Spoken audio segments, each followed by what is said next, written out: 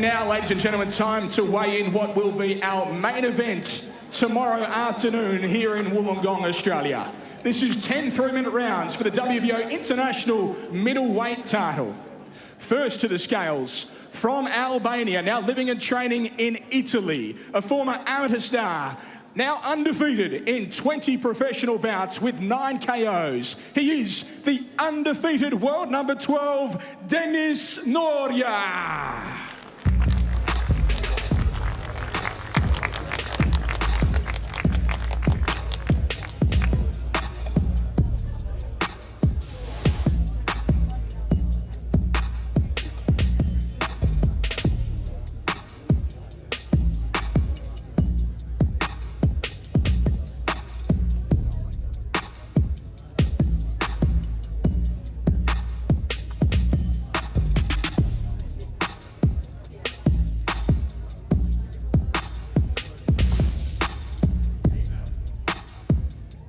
Pounds for our American audience, 156.5 pounds for Denis Nurja.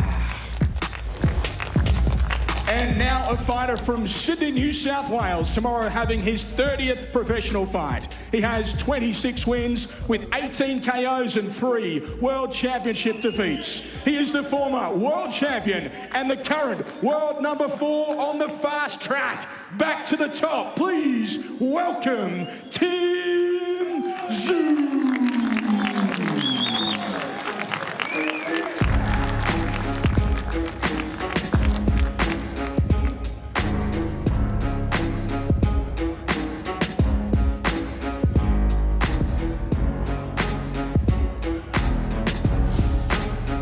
157 pounds for Tim Tszyu.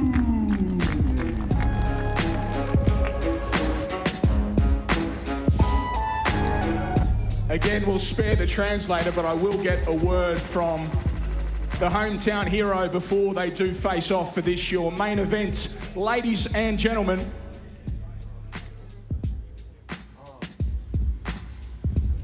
Tim, your final thoughts to the people watching here in Australia and around the world ahead of the Rise tomorrow. Let's get it on. Simple. Let's face them off for your main event. Tim Tszyu and Denis Nurja.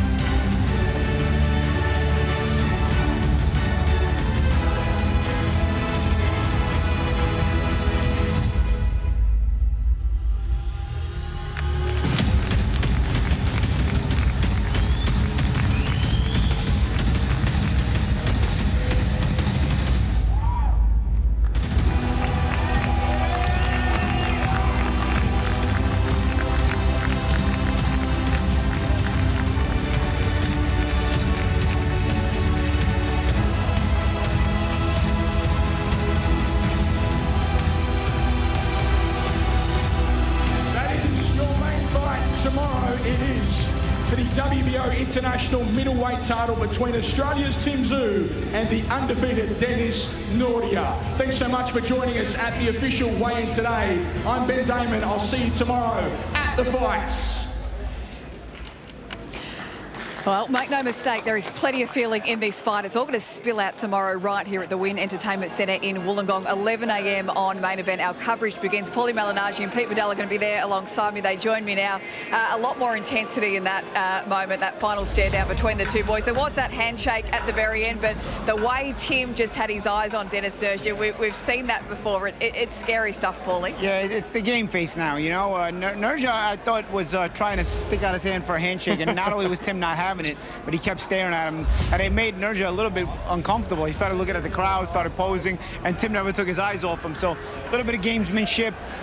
It also is a kind of moment where it's like, welcome to the big time, Nurja. You haven't been here, I've been here. Now I'm going to welcome you. So I think Nurja looked a little nervous to me. You know, Paul, it's a good point you make about the occasion. When you look at levels in boxing, Tim's record versus Nurja's record it's incomparable. He's fought elite fighters, Tim Tszyu. Nurja is going to be in the deep end here in Wollongong. And I'll tell you what, they talk about Easter.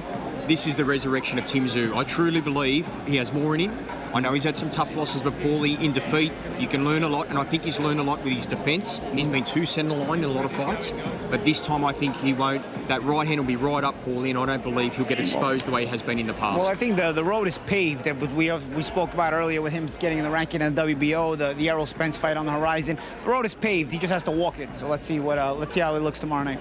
Let's bring Tim in for a quick chat. He's standing just to the side. Tim, great to see you. Appreciate your time. We were just saying then you couldn't take your eyes off Denis Nurja. Tell us about that final moment, that final face-off. I just wanted to see him, just how his body is, whether he's got a bit of flabs and a little bit of gamesmanship, right? It looks like he had a bit of a shave and his skin's a bit irritated. That's all I saw. Well, you know, a fight can be irritating as well, Tim. You know? Yeah, exactly. Those gloves hitting you can be a bit irritating too. Yeah, exactly. Tim, how's the body feeling? Guessing no dramas with making the weight?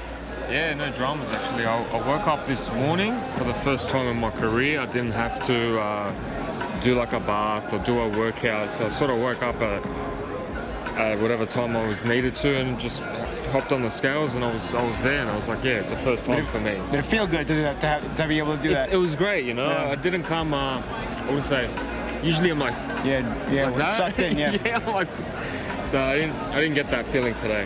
You know what I've noticed, Tim, just watching you the last few days, there's this calmness that's come upon you again. I mean, I think Pedro Diaz has been good for you. It feels like he could take you to another level as a boxer. Yeah, I think it's my experience. I was just having a look at my record. This is my 30th fight. Yeah. 30th fight, so I'm not I'd say a starter-upper anymore. I've done my apprenticeship and I feel like I know what's going on towards the early start of my career. You've been very cognizant, Tim, of you putting your right hand up, you know, almost mocking Nurja, but is that a sign to you that you have to be switched on defensively? You can't be reckless in this fight? The biggest thing about this fight for me has been trying to get my defensive back. I've always had that. I've always had the eye and stuff like that, so I'm just being comfortable in there. There's not many punches that you can get hit with. Jab, cross, hook, upper, and then you've got to cover your body. But you've got to use a lot of different defensive movements. For example, you can use your legs, you can use your head, you can use your arms for defense. So there's a lot of different ways to maneuver a certain shot. And I've been working on a lot of that.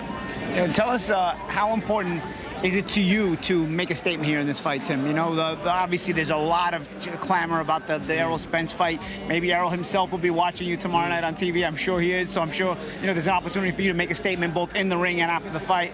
How important is it to you to, obviously we talk about the things you're working on and you've just gone over it with the defensive stuff, but how important is it to you to make an impactful statement tomorrow? Yeah, it's important. You know, every fight you come in and it's not just about jabbing and your opponent's there to bring the best out of you, and I feel like coming into this fight, I feel like if he doesn't start running, then I'm going to get him out. If there isn't a statement, though, and it does go the distance like it did against Velasquez, is that okay as well? Will you be disappointed, or will that be okay? No, victory by any means, of course, you know. It doesn't really bother me in which way. But, yeah, you don't get paid overtime in this sport, so if we can get it done nice and early or whatever, then I'm all for that.